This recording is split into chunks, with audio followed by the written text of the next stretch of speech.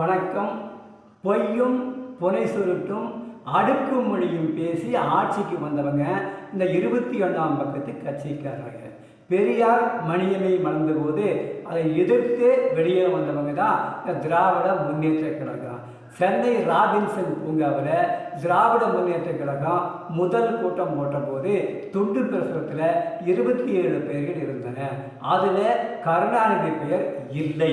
அது இல்லாத பெயர் தான் இன்றைக்கு தமிழ்நாட்டில் முதல் குடும்பமானது. அங்கேயே தகிடு தத்தம் ஆரம்பமாகிறது.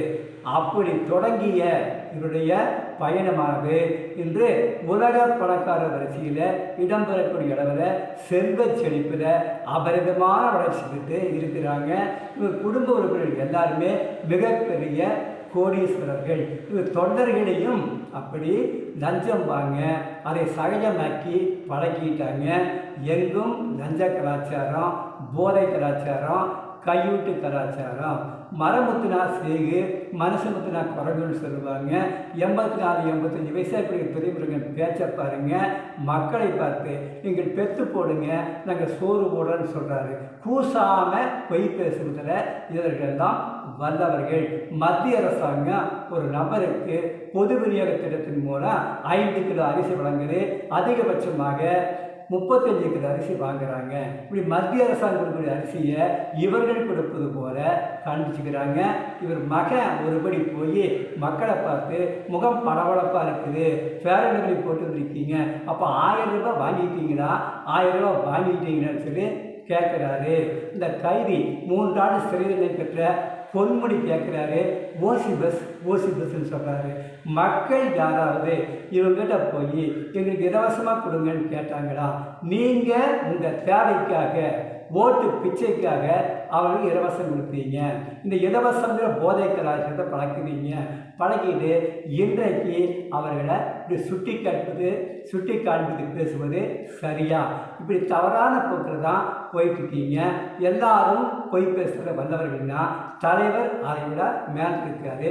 ஜல்ஜீவன் திட்டம்ங்கிறது மத்திய அரசாங்க திட்டம். அனைத்து கிராமங்களுக்கும் 2024க்குள்ள சுகாதாரமான குடிநீரை குழாய்கள் மூலமாக கொடுக்குற திட்டம். இந்த திட்டத்தை தங்கள் திட்டம் போல அனைவருக்கும் குடிநீர் பேர வச்சு சிரித்து போஸ்ட் கொடுத்துருக்காரு நம்ம ஸ்டாலின். இப்போ இதில் பார்த்தாலும் ஸ்டிக்கர் ஒட்டுறாங்க, எந்த திட்டத்தில் பார்த்தாலும் அதில் கமிஷன் தர்றாங்க. அந்த வகையில் சம்பாதிப்பது ஒன்று இவர்கள் தொழில். நாட்டையே சுரண்டி வாழ்கிறார்கள்.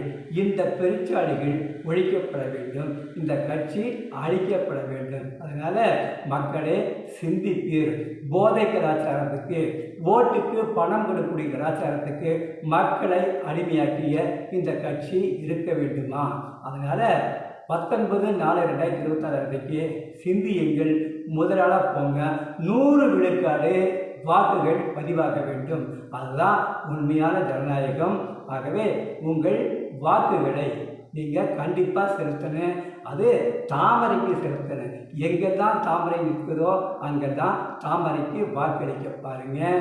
நம்முடைய பொள்ளாச்சி வேட்பாளர் வசந்தராஜன் அவர்களுக்கு தாமரை இருக்கிற வாக்களித்து அவரை எம்பியாக்கி டெல்லிக்கு அனுப்புங்க. Double engine Sarkar.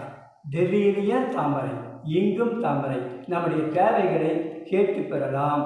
ஆகவே இந்த கட்சியை ஒழித்து, லஞ்சம் பெறக்கூடிய கட்சியை ஒழித்து, ஊழல் கட்சியை ஒழித்து, போதை கலாச்சாரத்தை வளரக்கூடிய கட்சியை ஒழித்து தாமரைக்கு வாக்களித்து நன்மைகள் மலர நீங்கள் தாமரைக்கு வாக்களியுங்கள். மீண்டும் சொல்லுகிறேன், தாமரைக்கு வாக்களியுங்கள், தாமரைக்கு வாய்ப்பளியுங்கள். நன்றி.